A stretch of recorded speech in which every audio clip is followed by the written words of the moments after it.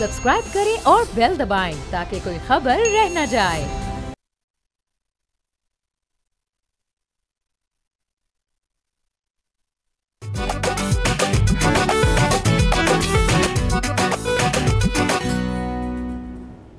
अस्सलाम वालेकुम, बोलो जनाब, मैं बहुत बहुत खुश आमदीद। मैं हूं असद नज़ामी, मेरे साथ है अली आफ्ताब। सर क्या हाल हैं? सर हाल बहुत अच्छा है क्योंकि मौसम बहुत अच्छा है, लेकिन हम बड़ी मुश्किल से पहुंचे हैं आज स्टूडियो तक, और उसकी वजह ये है कि जैसे ही लाहौर में बारिश होती है लाहौरिये गाड़ी और बाइक चलाना भूल जाते हैं, और मैं इस नतीजे पे पहुंचा हूँ कि इसका बहुत ज़्यादा लेना देना लाहौर की तारीख़ के साथ है। अच्छा, सो लाहौर के बारे में जो चीज़ मशहूर है, इसको पेरिस ऑफ सब कॉन्टिनेंट या एशिया भी कहा जाता था। कौन कहता है? सर कहा जाता था। अच्छा, कहा जाता बिल्कुल, एंड राइटली सो। अच्छा, कहा जाता था। बिल्कुल, एंड राइटली सो, बिकॉज यहाँ पे आर्ट, कल्चर, पार्टिंग, मतलब हर तरह से जो कुछ पेरिस में हो सकता है वो यहाँ पर होता था। अच्छा, हुआ ये कि उसके बाद ख़ास तौर पे पार्टीशन के बाद आहिस्ता आहिस्ता सब कुछ ख़त्म हो गया। अब ना आर्ट है, ना कल्चर है, ना कुछ और है। लेकिन ना लोग ज़रा सेंसिटिव हो गए हैं, क्योंकि लोग समझते हैं कि हम भी आर्टिस्ट हैं तो ज़रा सेंसिटिव। तो वो मतलब ये लाहौरिये जो हैं ये गर्मी भरपूर बर्दाश्त करते हैं, सर्दी भरपूर बर्दाश्त करते हैं, बरसात पूरी पूरी देखते हैं, स्मॉग इन पे पूरा आता है, डेंगू सीज़न का भरपूर बार, हर चीज़ ये पूरी देखते हैं, लेकिन ये है सेंसिटिव। सर देखिए, बारिशों का सर एक और मसला है। आप तो देखिए, बारिश आप घर के अंदर है तब तो आप खिड़की से बैठ के देख के पकौड़े खा सकते हैं, एक तो ये चीज़ है। जब आप बाहर हैं और गाड़ी में फ़र्ज़ करें, मैं गाड़ी की हद तक भी बात करता हूँ, तो लोग ना अमूमन अपनी गाड़ी स्लो कर लेते हैं, और उसके पीछे एक साइंस है।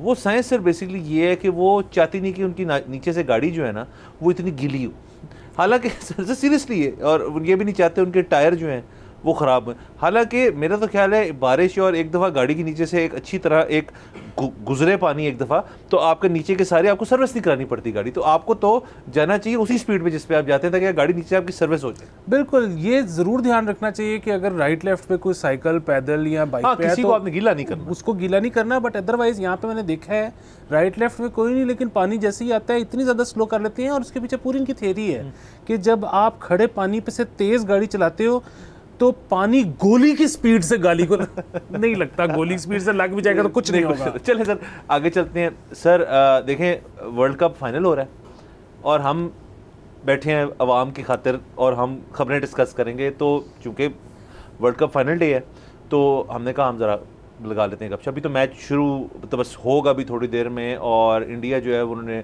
टॉस जीत के बैटिंग करने का फैसला किया है। इंडिया की लाइनअप में भी कोई चेंज नहीं है, सो बड़ा इंटरेस्टिंग मैच होगा। यहाँ तक हम कैसे पहुँचे पहले उसकी बात कर लेते हैं। दूसरा, जो कई कमेंटेटर्स जो बोथ इंटरनेशनल और डोमेस्टिक जो सोशल मीडिया के ज़रिए वो इंडियन टीम के बारे में बात कर रहे हैं, तो कुछ तनकीद कर रहे हैं, कुछ उसका दिफा कर रहे हैं, उसके ऊपर बात कर लेते हैं। तो सर अफ़गानिस्तान का मैच हुआ साउथ अफ्रीका के साथ, सेमीफाइनल जो था, और वो एक ऐसे टाइम था कि जब हमने भी सोचा हम सुबह उठ के देखेंगे, जब सुबह उठे हमने कहा तो ख़त्म ही हो गए क्योंकि उन्होंने अफगानिस्तान ने उनसे सिर्फ कुछ 60 रन हुए थे, 60 पैसे जितने भी रन थे, और उसके बाद आई थिंक 8 ऑड ओवर्स के अंदर साउथ अफ्रीका ने ख़त्म कर दिया मैच। ये उनका साउथ अफ्रीका का पहला वो मैच था जो ईजी विन थी, वरना बाकी तो फंसे ही रहे थे। इंडिया इंग्लैंड का था, वो भी बड़ा इंटरेस्टिंग था, रेनी मैच था, और 250 आई थिंक एक्स्ट्रा मिनट्स थे इस मैच के लिए, रिजर्व डे नहीं था, सब लोग टेंशन में थे क्योंकि अगर बारिश हो जाती तो India would have gone through, और वो बड़ा एक एंटी क्लाइमैक्स किस्म का वर्ल्ड कप होता। तो वो मैच भी बड़ा बेहतरीन था। इंडियन बॉलर्स ने ज़बरदस्त डिफेंड किया उस अपने स्कोर को, और खैर इसी तरह फिर साउथ अफ्रीका एंड इंडिया का फाइनल हो गया। दोनों अभी तक अनडिफीटेड हैं इस वर्ल्ड कप में, लेकिन आज ये चीज़ चेंज हो जाएगी, ज़ाहिर है उसके बारे में हम कल बात करेंगे। अब सर मैं बात आ जाती, लेकिन ये शायद पहला वर्ल्ड कप होगा जो भी आज टीम जीतेगी, तो मेरा नहीं ख्याल इससे पहले कोई T20 वर्ल्ड कप ऐसा हुआ है जिसमें अनडिफीटेड कोई टीम वर्ल्ड कप उठा गई। तो ये रिकॉर्ड मेकिंग एक वर्ल्ड कप है, बड़ी चीज़ों के लिए, लो स्कोर के लिए भी वर्ल्ड कप है। इस तरह से बहुत सारी नई टीमें जो हैं वो आगे सुपर 8, यूएसए मेरे ख्याल में पहली दफ़ा खेलते ही सुपर 8 में चला गया। अच्छा सर, तो हम मैंने जो आपको बात की तनकीद की, सर हो ये रहा है कि एडम गिलक्रिस्ट और माइकल वॉन और दीगर और क्रिकेटर्स की एक मैंने वीडियो देखी जो पॉडकास्ट फॉर्मेट था, बट ऑनलाइन था, मतलब ये जिस तरह ऑनलाइन कॉल्स होती हैं उस फॉर्मेट में था। तो माइकल गिलक्रिस्ट ने एडम गिलक्रिस्ट ने डिस्कस कर रहा था वर्ल्ड कप की कुछ चीज़ें, तो माइकल वॉन जो है वो फिर उनसे रहा नहीं किया, और उन्होंने इन वेरी हार्श तो मैं नहीं कहूँगा बट बड़ा टू द पॉइंट बात की कि जी ये वर्ल्ड कप तो तैयार ही इंडिया के लिए किया गया। उसमें उन्होंने जो चीज़ें पेश की वो मैं आपको बताता चलूँ। उन्होंने कहा जी कि नंबर 1 जिधर इन्होंने मैच खेलना था इनको कहा कि आप इधर मैच खेल लें, नंबर 1 जिस टाइम पे खेलना था मैच खेल लें उधर खेल लें। BCCI कहता था कि सुबह का मैच करा दो तो हमें करा देते, शाम का करा दो, शाम से मेरा मसला ना हमारे खित्ते के अंदर जिस टाइम है। अभी आप देख लें जो सेमीफाइनल था उसके अंदर वो खाली पड़ा था क्योंकि ना सिर्फ वर्किंग डे था नंबर 1, नंबर 2 जिस टाइम पे उन्होंने रखा था वो लोगों के लिए बड़ा मुश्किल होता है तब जाके मैच देखना पूरा, वो भी उसमें 3-4 घंटे लग जाते हैं आपके। और लेकिन on the other hand India में खुद टेलीविज़न की हद तक ये तनकीद उन्होंने की क्योंकि टीवी वहाँ पे सब बैठ के टीवी पे देखेंगे, उनके लिए ये प्राइम टाइम है तो इसलिए इस तरह किया गया। दूसरा उन्होंने फिर उस पर चले जाते हैं जो इंज़मामुल हक ने साहब ने एक बात की, उन्होंने ज़रा थोड़ा सा धीमे करके ये बात की लेकिन वो बात की हमें जिस समझ आ गई। वो कह रहे थे कि ये कैसे हो सकता है कि और की टीम का 15th ओवर में जाके बॉल जो है रिवर्स नहीं कर रहा, बुमराह का रिवर्स कर रहा है, तो ज़रा अंपायर्स को ज़रा चौकन्ना होना चाहिए, चौकस रहना चाहिए कि ये कैसे इसकी क्यों रिवर्स स्विंग करी। उन्होंने बड़े तरीके से एक पॉइंट क्रिएट किया इंज़मामुल से। सिर्फ जो उनके दिफा में आए वो हमारे साबिक कप्तान सलमान बट साहब हैं जिन्होंने उनको यूज़ करते हुए इंडियन टीम को तनकीद की हमारी टीम पे कि यार ये मैं तंग आ गया हूँ सुन के कि जी उन्होंने उनके साथ ये किया, उन्होंने वो किया। उन्होंने एंड में बात की जिससे मैं एग्री करता हूँ, कहते हैं दे प्लेड बेटर क्रिकेट। उन्होंने आपसे बेहतर क्रिकेट खेली है तो इस मरले पे पहुँच गए, आपने उनसे बेहतर क्रिकेट नहीं खेली, आप नहीं पहुँच पाए, दैट इज़ इट। सो ये तीनों किस्म की चीज़ें जो है कही हैं, लेकिन ज़्यादातर सब लोग कह रहे हैं कि ICC जो है वो उसका एक जो फेवरेटिज़म है टुवर्ड्स इंडिया वो अब बंद होना चाहिए। देखिए सबसे पहले ना ये इस पे बॉल बनाने पे आ जाते हैं। जो इंज़माम साहब ने इल्ज़ाम लगाया वो अगर इल्ज़ाम ठीक भी है तो बुनियादी बात ये, और इंडिया ने अगर ऐसा किया भी है, ICC ने ऐसा होने भी दिया है, तो फिर वही बात है सलमान बट की। यहाँ तक तो बात ठीक है कि चलें बॉलिंग में उनको एडवांटेज हो गया, आपके बैट्समैन को स्कोर करने से किसने रोका था, तो वो definitely India played better cricket. बाकी बात जो ये है ना कि अब देखें अगर अमेरिका के अंदर वर्ल्ड कप हो रहा है, दिन के वक्त मैच इंडिया का हो रहा है, ठीक है, यानी कि वर्किंग डे में दिन के वक्त मैच का मतलब ये है कि क्राउड नहीं आएगा। अच्छा, इसका मतलब है कि टिकट सेल्स नहीं होंगी, लेकिन ICC क्यों माना? अगर माना तो इस वजह से कि इंडिया से अगर सुबह सुबह इंडिया के देखता कौन, रात को इंडिया का मैच वहाँ पे ज़्यादा टीवी स्क्रीन्स पे देखा जा सकता था। अगेन बात क्या है, किस लिए ये सब कुछ किस लिए हो रहा है? रेवेन्यू जनरेशन के लिए ही हो रहा है ना, पैसे के लिए ही हो रहा है ना। दुनिया की हर चीज़ पैसे के लिए होती है, इसके अलावा अगर कोई आपको किसी भी चीज़ का मकसद बताता है तो वो झूठ है। तो क्यों ना ICC माने उनकी बात। इसी तरह पाकिस्तान कहते हैं जी हमारे साथ सीरीज़ खेलें, ऑस्ट्रेलिया इंडिया ने मैंडेटरी कर दिया, ऑस्ट्रेलिया और इंग्लैंड ने, आई एम सॉरी, कि हर साल 2 सीरीज़ ज़रूर होंगी इंडिया के साथ। क्यों? रेवेन्यू जनरेशन होती है, वो एक बहुत बड़ी मार्केट है। इतनी बड़ी मार्केट है कि आज अगर इंडिया ये फैसला कर ले कि हमने ICC के अंडर कोई क्रिकेट खेलनी ही नहीं, हम आज से वर्ल्ड में कम्पीट ही नहीं करेंगे, तो भी सबसे बड़ा सेक्टर क्रिकेट का इंडिया ही रहेगा। ये इसकी मिसाल वैसे है कि बास्केटबॉल जो है वो जो अमेरिका में पैसे कमाती है वो पूरी दुनिया उस मिल के कुछ भी कर ले वो उसका मुकाबला नहीं कर सकती। इसी तरह अगर आज इंडिया वर्ल्ड क्रिकेट में से निकल जाता है तो क्रिकेट के रेवेन्यूज़ इतने नीचे आ जाएंगे कि पाकिस्तान और ऑस्ट्रेलिया साल की 6 सीरीज़ भी खेल लेंगे तो इनका गुजारा ही नहीं होना। सो बुनियादी बात यह है कि सर दुनिया जो है ना वो पोकर टेबल की तरह चलती है। मैं अगर 1000 का बायन लेके आया हूँ और आप घर की रजिस्ट्री लेके बैठे हुए हैं तो ये थोड़ी हो सकता है कि मैंने 1000 ऑल इन की है तो उसके बाद मैं आपके घर की रजिस्ट्री लेके चला गया हूँ, उसमें से 1000 ही आप हार सकते हैं। सो हमें ज़रूरत है कि बड़ी इकोनॉमी बने, हमारे लोगों के पास स्पेंडिंग पावर हो ताकि हम ज़्यादा पैसा जनरेट कर सकें। जब हम ज़्यादा पैसा जनरेट करेंगे फिर इंडिया को भी लालच होगा कि यार इनसे खेलेंगे तो चलो हमारे पास भी पैसा आएगा। अभी तो हम उनका भी शेयर हम ले आते हैं, हमारे से वो कितना कुछ शेयर लेके जाते होंगे, हमें तो बड़े स्पॉन्सर तक नहीं करते हमारा। तो आप और सब बातें छोड़ दें, आपके ख्याल में पाकिस्तान में जितनी केबल्स हैं, एक तो ये कि यहाँ पे कौन से सेट टॉप बॉक्सेस हैं, यहाँ पे कौन सा पेपर व्यू है, यहाँ पे कौन सी सब्सक्रिप्शन है, ये सारा कुछ तो है ही नहीं। यहाँ पे जो केबल भी लगी हुई है लोगों के घरों में, आपके ख्याल में कितने % लोग उसका बिल देते हैं? तो कैसे होगी? सर बिल्कुल आपने ये ठीक फरमाया। पहले तो इस चीज़ को टैकल कर लेते हैं कि आपने कहा इंग्लैंड और ऑस्ट्रेलिया कहते हैं हमने कम से कम एक सीरीज़ खेल, 2 सीरीज़ इंडिया से। अच्छा, उसमें थोड़ी सी तनकीद हो सकती है इंडिया की तरफ के। देखें जी, क्रिकेटिंग के अंदर जो भी क्रिकेट खेल चुका है, जो भी कमेंट्री कर चुका है, जो भी कह चुका है, वो इस बात को तो मान गए कि सबसे बड़ा मैच होता है इंडिया पाकिस्तान का मैच। वो रेवेन्यू पॉइंट ऑफ व्यू से हो, वो स्किल पॉइंट ऑफ व्यू से हो, वो फैन पॉइंट ऑफ व्यू से हो, उसका एक बड़ा मैच होता है। दो मुल्क की जो इतने पॉपुलेटेड मुल्क हैं, वो अपने हर चीज़ छोड़ के या टीवी पे या स्टेडियम में जाके मैच देखना शुरू करें। सो सर, मेरा अपना ख्याल है कि इंडिया को हम तो बड़ी देर से कह रहे हैं कि आप सीरीज़ करें, न्यूट्रल ग्राउंड पे करें सीरीज़। हाँ, हम करेंगे, टेस्ट भी करें, वनडे भी करें, T20 भी करें। इंडिया नहीं मानता। उसकी कई वजूहत होती। अभी तो चैंपियंस ट्रॉफी का भी बड़ा मसला पड़ा हुआ है कि वो यहाँ आएंगे नहीं आएंगे, अभी तक वो सॉर्ट आउट होना, ये वर्ल्ड कप ख़त्म हुए तो फिर उस तरफ तवज्जो दी जाए। तो एक तो वो हमें इन्वाइट नहीं करते कि आप हमारे साथ सीरीज़ करें, हम इन्वाइट करते हैं तो इनकार कर देते हैं। IPL एक और इशू है जिसके अंदर पाकिस्तानी प्लेयर्स बैन हो गए थे, लेकिन आप देख लें जो पहले 2 या 3 सीज़न जब पाकिस्तानी प्लेयरों ने खेला, मतलब सुहेल तनवीर था, शोएब अख्तर था, बड़े बड़े प्लेयर, वसीम अकरम एज कोच था, बड़ा ठीक एक रिप्रेजेंटेशन थी मुल्क की भी, और उनको भी फ़ायदा हो रहा था उनकी फ्रेंचाइजेज़ को। फ्रेंचाइज ओनर्स मेरे ख्याल में इस चीज़ के अभी तक हक में नहीं है कि उनको ना लें। नंबर 2, अब शायद कुछ चेंज हो जाए, तो ये होगी बात।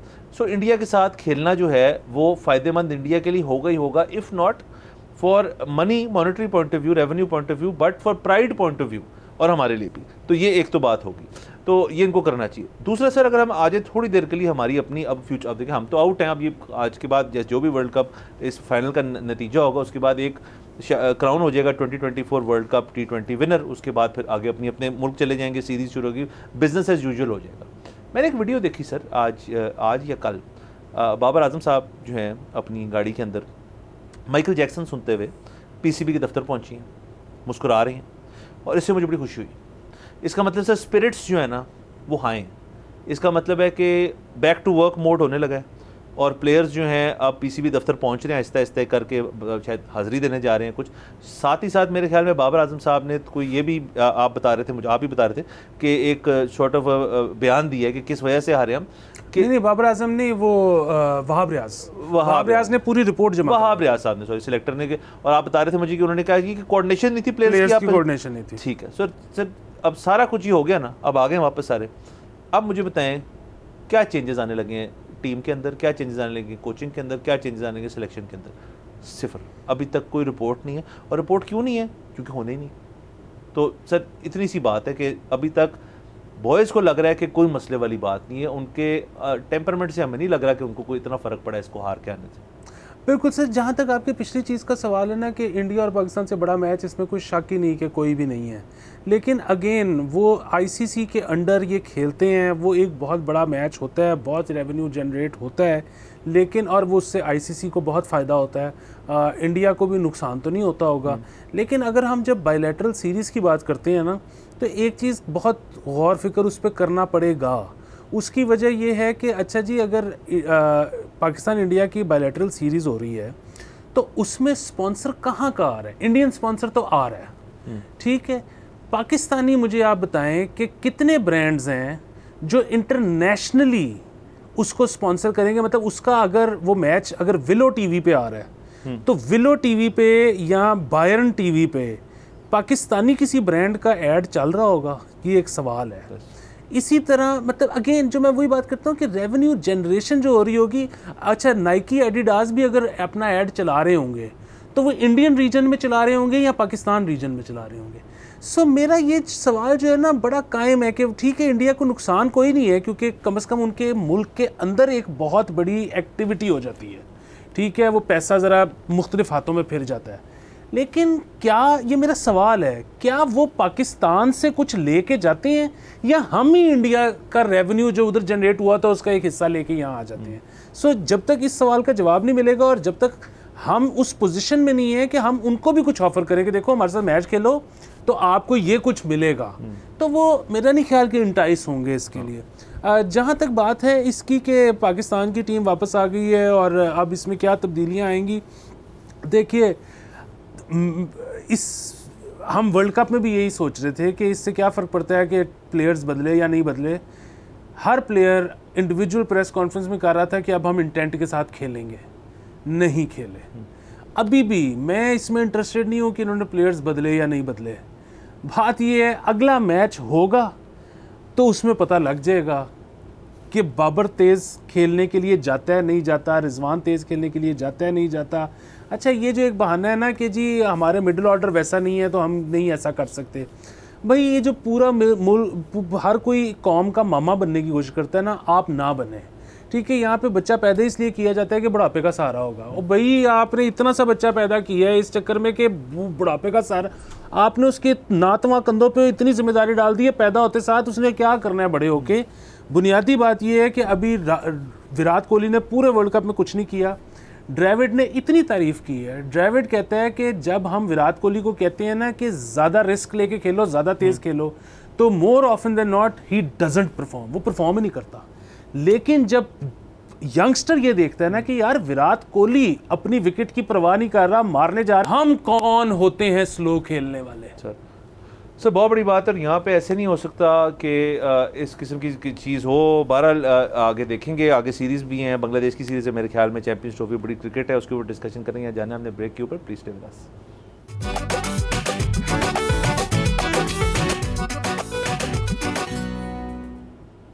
Welcome back from the break. आप देख रहे हैं बोलो जनाब। सर आगे बढ़ते हैं, और सर पेट्रोल प्राइसेस जो हैं उनके बारे में ख़बर आई है कि बढ़ाने का फ़ैसला कर दिया गया है। 9.84 रुपये अब पेट्रोल में इंक्रीज़ आएगा। ये होता रहता है और इसका ताल्लुक इंटरनेशनल ऑयल प्राइसेस से भी होता है, लेकिन मेरे ख्याल में ये जो है ये इंटरनेशनल ऑयल प्राइसेस का उस तरह से ताल्लुक नहीं है। तो ये अभी एक फ़िगर है जो 9.8 ये अभी तक प्रपोज है। आपको पता है इसके बाद में करेक्शन भी आती है। अभी लास्ट टाइम जो एक काफ़ी बड़ा इंक्रीज़ आया था, फिर उसके अंदर एक चेंज किया शहबाज शरीफ साहब ने, तो वो भी एक बड़ी कन्फ्यूजन हो गई थी। तो एक प्राइस हाइक आ रहा है, और पेट्रोल आपको पता है जैसे सबकी एक ज़रूरत है, और उसके अंदर जब प्राइस हाइक होते हैं तो तमाम चीज़ें जो उससे इफेक्ट होती हैं। जी, पहली बात तो ये है कि पहली तारीख होनी है मेरे ख्याल में मंडे को, आज है सैटरडे। पेट्रोल अभी से मिलना बंद हो गया क्योंकि सबको पता है कि महंगा होना है। तो एक तो जिस माशरे की मुल्क की ये रेट हो कि वो 2 दिन पेट्रोल ही ना दिलवा सके तो फिर उसको घर जाना चाहिए। दूसरी चीज़ ये है कि मुझे अच्छी तरह याद है पिछले हफ्ते 15 दिन पहले पेट्रोल सस्ता हुआ था 16 जून को, और पिछले हफ्ते हम इसी सोफे पे बैठे हुए थे, यहाँ पे टीवी का टिकर चल रहा था और हमने शो के दौरान में उसको कवर किया कि शहबाज शरीफ कह रहे थे कि देखें अभी हुकूमत ने आपको कैसा पेट्रोल का रिलीफ दिया है। तो हमने लाइव शो में कहा था कि हुकूमत ने कैसे रिलीफ दे दिया, इंटरनेशनल मार्केट में प्राइस नीचे गई, वो ट्रांसलेट हुई और आपकी प्राइस नीचे चली गई। ये अगले हफ्ते या अगले महीने अगर फिर ऊपर जाएगी तो आप तो इसको रोक ही नहीं सकते। तो ये हुकूमत का रिलीफ कहाँ से आ गया? अच्छा, फिर वो जिस तरह आप कह रहे हैं कि शायद अभी इंटरनेशनल मार्केट में प्राइस का फ़र्क पड़ा भी नहीं, लेकिन क्योंकि उन्होंने लेवी लगा दिया है बजट में, वो ऊपर जा रहा है। सो अब ये जो है ये तो मतलब सिर्फ हुकूमत का करना हुआ। मेरा सिर्फ इसमें एक प्रॉब्लम है, वो जो कहते हैं ना कि कुछ वो शहर के लोग भी जालिम सन, कुछ सानू मरंदा शौक किसी। हमारे सियासतदानों को ना प्याज और जूतों का शौक भी है। मतलब वो पिछले 15 दिन पहले वाले का क्रेडिट भी ना लेते ताकि अभी डिसक्रेडिट भी ना होना पड़ता। पिछले का उन्होंने क्रेडिट लिया, अब भुगतें। सर लेकिन आप जिस तरह देखें ना कि जैसे कब क्रेडिट की किल्लत हो तो फिर आपको जहाँ मिलता है आपको थोड़ा थोड़ा लेना पड़ता है, और दूसरा से रिलीफ तो मिला ना। सर मियाँ साहब अगर टीवी स्क्रीन पे आके आपसे मुखातिब हो गए तो इससे बड़ा रिलीफ क्या है मुझे बताएं। वाह सर, इसका मेरे पास कोई जवाब नहीं। नहीं सर, रिलीफ ये तो रिलीफ है। दूसरा सर आपने असल बात की ना, जो ये तो चले होता रहता है, जैसे मैंने कहा असल पॉइंट पे आते हैं कि ये जो पेट्रोल पंप की जो एक बदमाशी कह सकते हैं, इसको और कुछ नहीं कह सकते। अब देखिए सर, ये तो मैं मान सकता हूँ कि इसका एक ऐसी व्हीकल जो 2 व्हीलर हो या 3 व्हीलर हो या 4 व्हीलर हो, ख़ास तौर पे जो 2 या 3 व्हीलर्स हैं उनको तो फ़र्क पड़ता है इस चीज़ से, क्योंकि डेफिनेटली, और क्योंकि एक तो स्पेंडिंग पावर कम होती है। जिसके पास अगर 4 व्हीलर है और वो SUV है और वो बहुत बड़ी SUV है, मतलब अगर आप मैथ्स करें तो एंड में कोई इतना लाखों रुपए का फ़र्क नहीं पड़ रहा होता, चंद हज़ारों का ही पड़ रहा होता है अगर आप मैथमेटिक्स कर लें उसकी। लेकिन आप देखें कि जिस दिन महंगा अनाउंस होता है, आप ज़रा लाइन देखा करें कि उसके अंदर तरह तरह के ज़बरदस्त किस्म के लोग जो हैं वो वेट कर रहे होते हैं कि यार मैं फुल करा लूँ ताकि मुझसे इतना बचे। सर इसका भी एक मैं आपको वजह बताता हूँ, ये होती है, ये थोड़ी सी ब्रैगिंग राइट्स होती हैं कि आप किसी के उस ये प्राइस हाइक के बाद जब जाए ना कि 2-3 दिन किसी के पास, और आप जान के पूछते हैं जी आपने गाड़ी अपनी फुल कराई, फिर कहेगा हाँ, कहता है मैं तो सस्ते रेट पे फुल कराई है। सर ये छोटी छोटी हमारी ना विन्स हैं, ये छोटी छोटी हमारी खुशियाँ जो बड़ी बाकायदगी से अक्कासी करती है हमारी एक सोच की कि, और इसी तरह मैंने गवर्नमेंट वाली चीज़ बात जो की कि जब आपके पास स्मॉल विन्स जो है ना वो आपको ढूंढनी पड़ रही है। ये एक स्मॉल विन है एक शख्स के लिए कि जी मैंने सस्ता पेट्रोल जो है वो डलवाया और तुमने महंगा पेट्रोल डलवाया, फ़र्क किसी को नहीं पड़ा होगा, किसी का घर कारोबार बंद नहीं हुआ होगा इस एक टैंकी को फुल कराने से, लेकिन ये कहने की हद तक होता है। दूसरा, आप जो है पेट्रोल पंप जो होता है वो तो उसने तो मतलब जिस रेट पे लिया है अब वो सिक्योर कर रहा है उसको, और उसके बाद वो महंगा बेच रहा है उसको, और ये उसकी प्रॉफिटेबिलिटी बढ़ जाएगी उस महीने की। शर्म आनी चाहिए। और गवर्नमेंट जो है उनको भी शर्म आनी चाहिए कि वो इस चीज़ को रेगुलेट क्यों नहीं करते। किधर है वो आउटरीच, अब किधर हैं जी सारे अब पुलिस वाले, किधर हैं वो FBI वाले जो दफ्तरों में जाके और बाकी जगहों में जाके छापे मारते हैं और मुख्तलिफ छोटी छोटी चीज़ों के लिए लोगों को तंग करते हैं। अब ज़रा जाए ना एक पंप खुलवा के दिखाएं, नहीं खोल सकते। सर बिल्कुल, ये जो आपने ब्रैगिंग राइट्स की बात की ना, ये बिल्कुल वो हैं, और ये हमारी स्मॉल टॉक है, क्योंकि इस मुल्क में स्मॉल टॉक करने के लिए कोई चीज़ रह नहीं गई। आप शिकागो में हो ना, तो वहाँ पे होता है आज मौसम कितना अच्छा है, आज विंडी है, कल गर्मी थी। यहाँ पे तो स्पेल होता है, 6-6 महीने गर्मी होती है, 3-3 महीने बरसात होती है, 2.5 महीने सर्दी होती है। ये थोड़ी होता है कि हम इस पे स्मॉल टॉक क्या करें, पिछले 26 दिन से वही है जो आज है। बाकी दुनिया में कॉन्सर्ट हो रहे होते हैं, मैच हो रहा होता है, 1000 फिल्में लग रही होती हैं।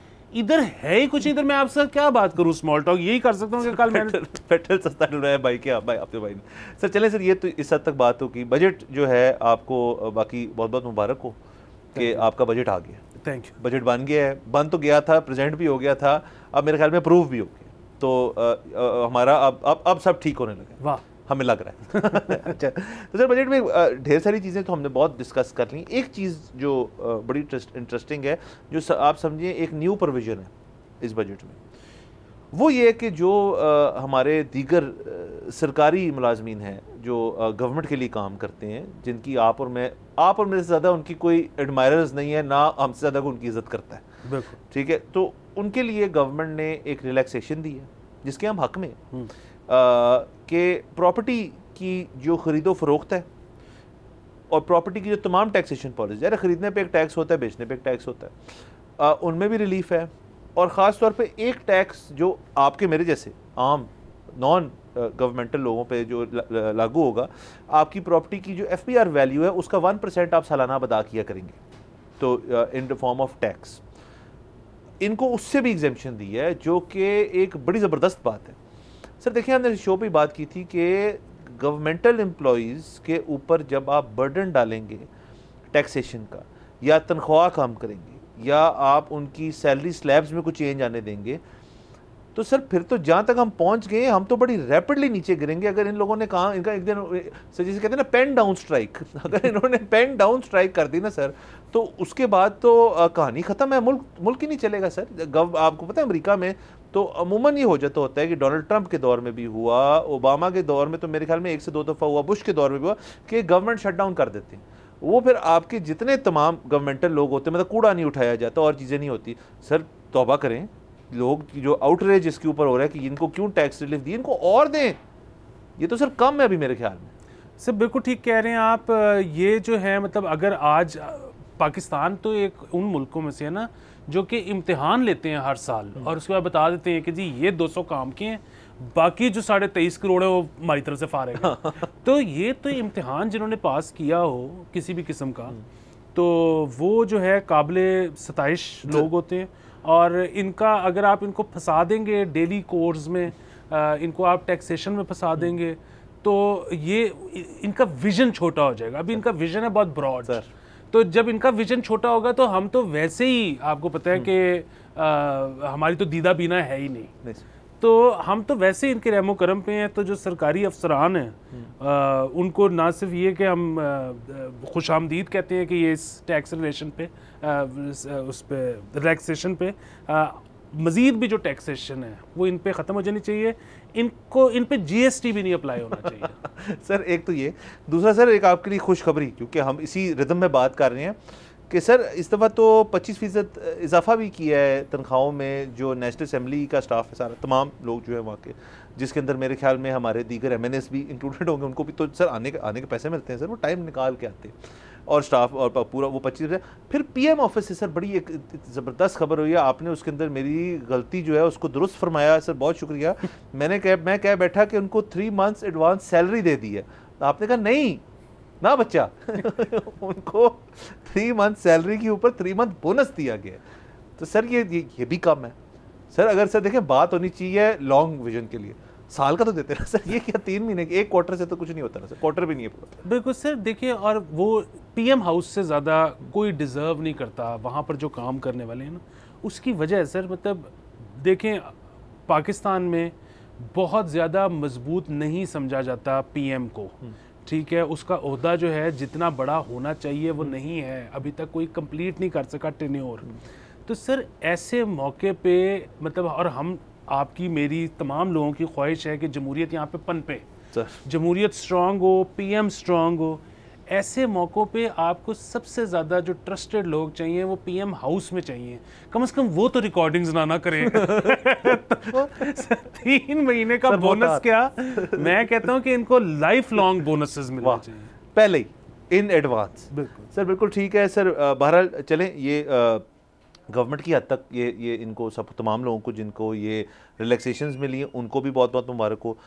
जिन लोगों की तनख्वाहों में इजाफा हुआ उनको भी बहुत बहुत मुबारक हो। सर, तनख्वाह बढ़ने के हम खिलाफ हैं ही नहीं, हम किसी के खिलाफ नहीं हैं। तो हमारा सर एक और खबर सर कर लेते हैं, क्योंकि हमारे पास थोड़ा सा ही टाइम है कि सर वो हमारे जो रेलवेज़ हैं, हमारे जो रेलवे स्टेशन हैं, वहाँ पे मुख्तलिफ़ चीज़ों की जो है वो तनकीद जो है वो की जाती है।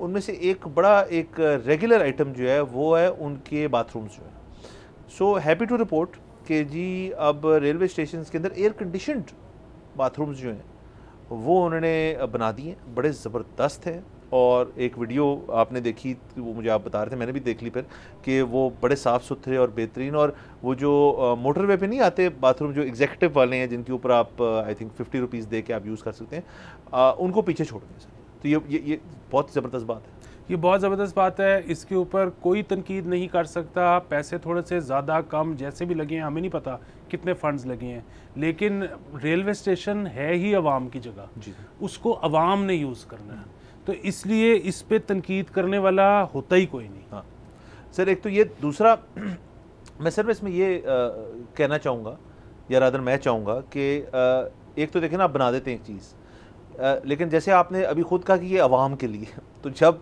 आवाम ज़्यादा इस्तेमाल करेगी तो वो जगह जो है वो ख़राब भी होगी, वो गंदी भी होगी। तो आई थिंक कि एक जैसे कॉर्पोरेट्स में और बाकी जगहों पे ना जो चीज़ें होती हैं, आपको पता है हमें शौक़ है कॉर्पोरेट कल्चर जो है वो लाने का जगहों पे। तो कॉर्पोरेट कल्चर में एक होता है कि उनका एक ना, हर आप जाएँ अगर पब्लिक बाथरूम यूज़ करने तो आप ना उसको, आप वहाँ एक स्केड्यूल लगा होता है, तो स्केड्यूल जब होता है तो उसके अंदर आप साफ़ करते रहते हैं उस सारी चीज़ को। तो इनको भी स्केड्यूल के हिसाब से सफाई करते रहेंगे ताकि ये साफ़ रहें, वरना तो आपको पता है बहुत बड़ा मसला हो सकता है। बिल्कुल, और वो उसमें ये है कि जिस तरह से वहाँ भी होता है ना, मोटरवे वाले आपने बाथरूम का जिक्र किया, थोड़ा सा इस बात का ख्याल रखें कि वहाँ पे अभी धार की आवाज़ बंद नहीं होती तो कोई टिशू लेके अंदर आ जाता है, तो इतनी भी सफाई की ज़रूरत नहीं है। बेसिकली अमले को ज़रा थोड़ा सा ये बताने की ज़रूरत है कि सफाई भी करें और डिस्टेंस भी रखें। हाँ। क्योंकि अब मैं तो 2 तरह के होते हैं ना आपके जो सेल्समैन, तो और ज़ाहिर है दुनिया में लोग भी मुख्तलिफ अक़साम के होते हैं। सो एक तो वो होते हैं जो चाहते हैं कि वो जैसे ही दुकान के अंदर घुसे तो कोई आके लोचू पोचू शुरू कर दे उनका। दूसरा है जो चाहते हैं कि यार जब तक मुझे कोई चीज़ पसंद ना आए मैं वो लेके काउंटर पे ना हूँ, मेरे से दूर रहो। सो सेल्समैन को जिस तरह ये सिखाने की ज़रूरत है ना कि आपने किसके पास जाना है और किसको डिस्टेंस देना है, इसी तरह सफाई के अमले को भी थोड़ा सा ये है कि बाथरूम में बहुत कुर्बत से परहेज़ किया जाए। सर बिल्कुल ठीक है। अच्छा सर, एक और ख़बर हमारे पास और है, ये भी बहुत ज़रूरी है शेयर करना, कि पंजाब गवर्नमेंट ने अप्रूव कर दिया है सिख मैरिज एक्ट। तो ये अब सर मुझे तो इस चीज़ का इल्म नहीं था कि आपने ही बताया मुझे कि यहाँ पे हमारा जो मैरिज एक्ट है वो हमारी जो माइनॉरिटीज़ हैं, अक़लियतें हैं, उनको पर्टेन उस तरह से नहीं करता। तो ये एक चीज़ हुई, और इसके अंदर मेरे ख्याल में अब हिंदू मैरिज एक्ट भी एक प्रपोज हो रहा है जो करेंगे। तो ये तो सर पंजाब गवर्नमेंट का एक बहुत ज़बरदस्त चीज़ है। मैं तो मानता ही हूँ कि जो आपकी बाकी सारे काम है, सड़क बना दो, पुल बना दो, अंडरपास, वो भी ज़रूरी चीज़ें हैं, कुछ उनमें से गैर ज़रूरी भी हैं, बट कुछ ज़रूरी चीज़ें हैं। लेकिन ये जो काम है ना सर, ये आपके हैं वोट टेकिंग काम। अब अगर सिख बरादरी जो हमारी हैं, जो हमारे यहाँ पे रहते हैं, अगर उनके लिए आपने इतनी बड़ी चीज़ कर दी तो मेरे ख्याल में वो आपका एक वोट बैंक बन सकता है। तो ये तो बहुत ज़बरदस्त खबर है, बहुत अच्छी खबर है। यहाँ पे एक तो ज़ाहिर है वो एक तरीका है, उसको पता नहीं सिविल मैरिज एक्ट कहते हैं या जो भी कोर्ट के थ्रू जो एक होती है, वो तो सब उससे फ़ायदा उठा सकते हैं। उसके अलावा मुस्लिम्स मैरिज एक्ट है, लेकिन अक़लियतों के लिए कुछ नहीं था। तो बड़ा इनके शादियों को रजिस्टर करने में भी प्रॉब्लम रहता था, क्योंकि अमूमन आपको पता है शादियां जो होती हैं वो घरों में होती हैं या मैरिज हॉल्स में भी हों तो वो उनके लोकल जो कस्टम्स हैं उनके थ्रू होती हैं, वहाँ पे कोई उस तरह से नादरा वाला तो बैठा नहीं होता।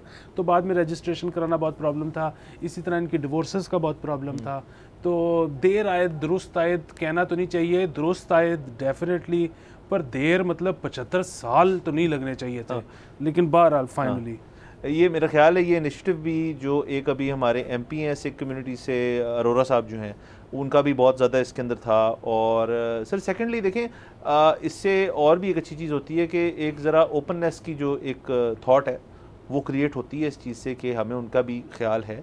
और इसके साथ साथ ये भी होएगा कि फिर सर बाकी इंडस्ट्रीज़ जो हैं आप देखें उससे थोड़ी सी मोटिवेट होंगी, ख़ास तौर पे अगर इनकी भी मेन स्ट्रीम में आप ला के कर सकते हैं, जैसे हम सेलिब्रेट करते हैं अपनी शादियों को, तो फिर ज़ाहिर है जो इवेंट ऑर्गेनाइजर है बाकी यहाँ बड़ा बिजनेस है यहाँ पे उस चीज़ का, तो वो फिर ज़रा अपने होराइजन्स ब्रॉडन कर सकते हैं कि जी हम एक तरह की नहीं कर रहे हैं, हम अब इस अक़लियत का भी कर सकते हैं, उसका भी कर सकते हैं। तो ये भी सर अच्छी चीज़ है, बिल्कुल ज़बरदस्त चीज़ है। और जब वीडियोस देखेंगे लोग इंस्पायर होंगे, क्रॉस कल्चर जो है ना वो एक हारमनी क्रिएट होगी, मुख्तलिफ कस्टम्स दूसरों के आपस में शेयर होंगे।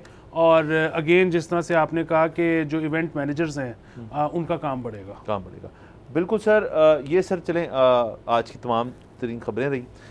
मैच जारी है तो अब हमने मैच के ऊपर भी कॉन्सेंट्रेट करना है, कल हमने उसके ऊपर थोड़ी सी बात भी करनी है। बाकी नाज़रीन यहाँ हमारा शो ख़त्म होता है, हमें इजाज़त दीजिए, कल इंशाल्लाह आपसे फिर मुलाकात होगी। खुदा हाफ़िज़।